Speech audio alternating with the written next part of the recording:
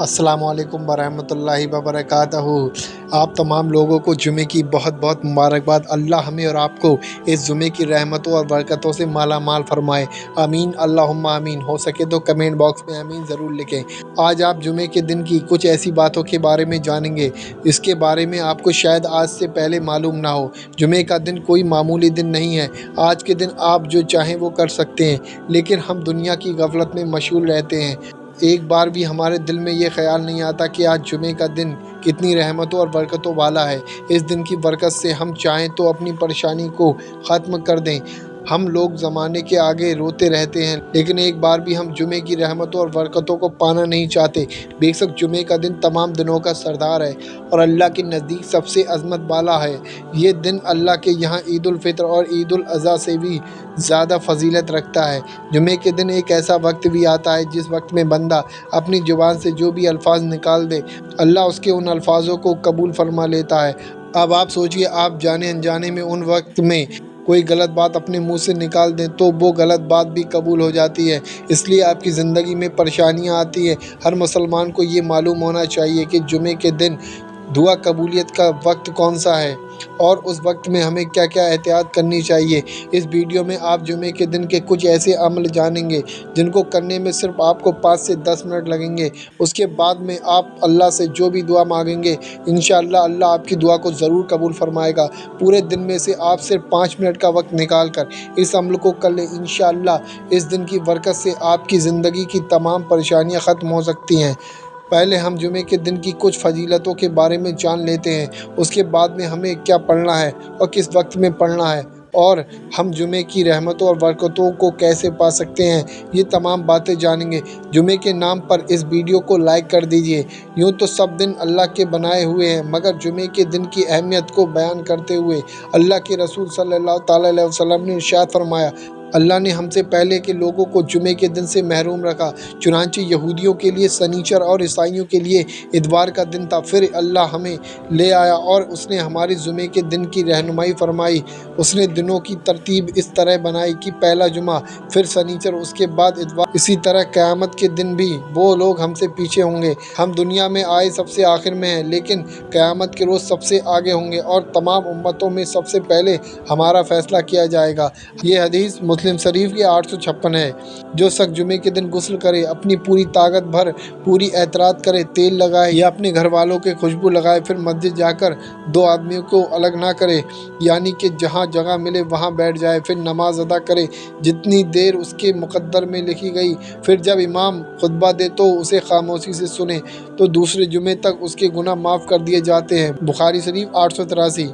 ابو داؤد کی حدیث شریف میں رسول پاک صلی اللہ تعالیٰ علیہ وسلم نے ارشاد فرمایا، جس شخص نے جمعے کے دن کسی کو غسل کرایا اور خود بھی غسل کیا، نماز کے لیے پہلے پہنچا اور جمعے کا خطبہ شروع ہونے سے سنا، پیدل چل کر مسجد گیا، کسی بھی سواری پر نہ سوار ہوا، امام کے پاس بیٹھ کر خطبہ سنا، کوئی بھی فالتو کی گفتگو یا کوئی حرکت نہ کی، تو اسے ہر قدم پر 1 سال کے روزے اور 1 سال کے قیام کا ثواب ملے گا۔ محبت کے ساتھ کمنٹ باکس میں لکھ دیجئے سبحان اللہ۔ یہ حدیث ابن ماجہ 1087۔ شاید آپ کو یہ بات معلوم نہ ہو، جب جمعے کا دن آتا ہے تو فرشتے مسجد کے ہر دروازے پر پہنچ جاتے ہیں، جو آنے والوں کا نام باری باری لکھتے ہیں، اور جب امام منبر پر بیٹھ جاتا ہے تو وہ اپنے صحیفے لپیٹ کر مسجد میں آ جاتے ہیں اور خطبہ سنتے ہیں۔ اگر ہم یہ چاہتے ہیں کہ فرشتے جمعے کے دن صحیفوں میں ہمارا نام لکھیں تو ہمیں چاہیے امام کے منبر پر پہنچنے سے پہلے ہم مسجد میں پہنچ جائیں، تبھی ہمیں قربانی کا بھی ثواب ملے گا۔ اکثر لوگ اسی کشمکش میں رہتے ہیں کہ جمعے کے دن کیا پڑھنا چاہیے، تو ہم آپ کو بتا دیں، اس دن اور رات میں اللہ کے رسول حضور پاک صلی اللہ تعالیٰ علیہ وسلم پر زیادہ سے زیادہ درود پڑھنا چاہیے، کیونکہ آپ صلی اللہ تعالیٰ علیہ وسلم نے فرمایا، تم جس دن مجھ پر کثرت سے درود پڑھا کرو، تمہارا درود مجھ پر پیش کیا جاتا ہے۔ صحابہ اکرام رضی اللہ تعالیٰ عنہ نے فرمایا، ہمارا درود آپ پر کیسے پیش کیا جاتا ہے، جبکہ قبر میں آپ کا عزد اثر تو بے سیدھا ہو جائے گا؟ تو آپ صلی اللہ تعالیٰ علیہ وسلم نے جواب دیا، بے شک اللہ نے زمین پر انبیاء کے جسموں کو کھانا حرام کر دیا ہے۔ ابو داؤد شریف 104۔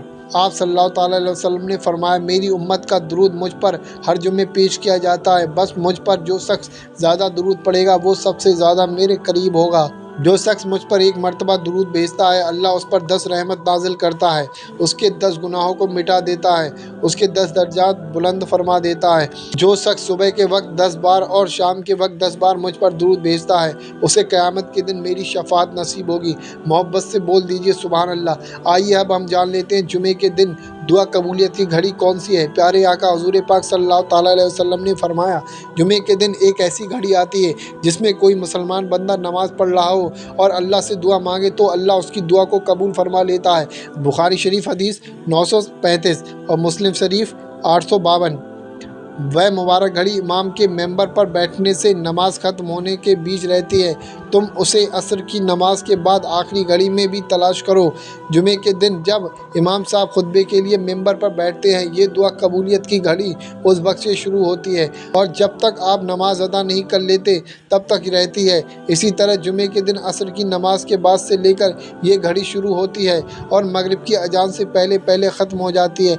इस बीच में भी अल्लाह से जो भी दुआ मांगी जाए अल्लाह उसे कबूल फरमा लेता है। अब हम आपको अल्लाह के नाम का जुमे के दिन का एक ऐसा अमल बताने वाले हैं, शायद ही आपको इससे पहले ये अमल बताया गया हो, लेकिन मेरा पूरा ईमान है आप लोग इस अमल को करेंगे, आप लोग महरूम नहीं रहेंगे। वो अमल कुछ यूँ है, इस अमल को करने का वक्त असर की नमाज के बाद से लेकर मगरिब की अजान से पहले पहले है। असर की नमाज आप मुकम्मल तरीके से अदा कर लें और अपनी नमाज पर बैठे रहिए।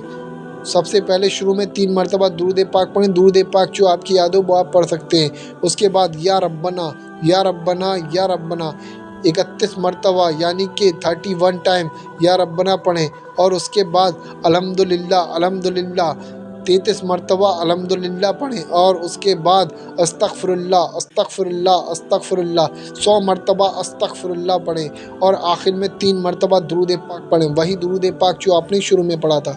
इस अमल को जैसे ही आप करेंगे इंशाअल्लाह आप यकीन मानिए बंदा जो भी दुआ मांगता है अल्लाह उसकी दुआ को कबूल फरमा लेता है। बड़े बड़े उलमा लोग जुमे के दिन इस अमल को करते हैं। आपका कोई नामुमकिन काम हो, बिगड़ा काम हो, परेशानियाँ हो, घर में खैर व बरकत से रिलेटेड कोई परेशानी हो, लड़ाई झगड़े होते हों, कलेश हो रहा हो, जादू टोना हो, कोई दुश्मन से रिलेटेड काम हो, तो आप इस अमल को जुमे के दिन कीजिए और अल्लाह से दुआ मांगिए। इंशाअल्लाह अल्लाह आपकी दुआ को ज़रूर कबूल फरमाएगा। इतना ही नहीं, इस अमल को करने के बाद अपने सीने पर दम कीजिए। इंशाअल्लाह आपके जिस्म की तमाम बीमारियों से अल्लाह आपको शिफा दे देगा। और इस अमल को करने के बाद किसी गिलास में पानी लेकर उस पानी पर 3 मरतबा दम कीजिए और आपके घर में कोई बुज़ुर्ग लोग हैं या कोई बीमार लोग हैं उनको ये पानी बिठाकर सर ढककर 3 सांसों में पिला दीजिए। फिर आप देखिए अगले जुमे तक अल्लाह उन्हें हर बीमारी से शिफा दे देगा। जुमे टू जुमे इस अमल को करना है। इस जुमे को कीजिए, उसके बाद अगले जुमे को कीजिए, फिर अगले जुमे को कीजिए। इसी तरीके से आप लोग इस अमल को करते रहिए। इंशाअल्लाह आपको जुमे की रहमतों और बरकतें मिलती रहेंगी। इस वीडियो में आपको नया सीखने को मिला होगा तो आप इस वीडियो को लाइक करके अपने करीबी लोगों में शेयर ज़रूर करें। हमारे पास वक्त बहुत कम है। अगर जुमे के दिन आपकी वजह से एक बंदे ने भी इस अमल को कर लिया तो आप सोच भी नहीं सकते आपको कितना सवाब मिलेगा। जल्दी से इस वीडियो को शेयर कर दीजिए। जब तक ये वीडियो चलता रहेगा लोग अल्लाह का जिक्र करते रहेंगे और आपको सवाब मिलता रहेगा। तो सोच क्या रहे हैं, इस वीडियो को आगे बढ़ाइए।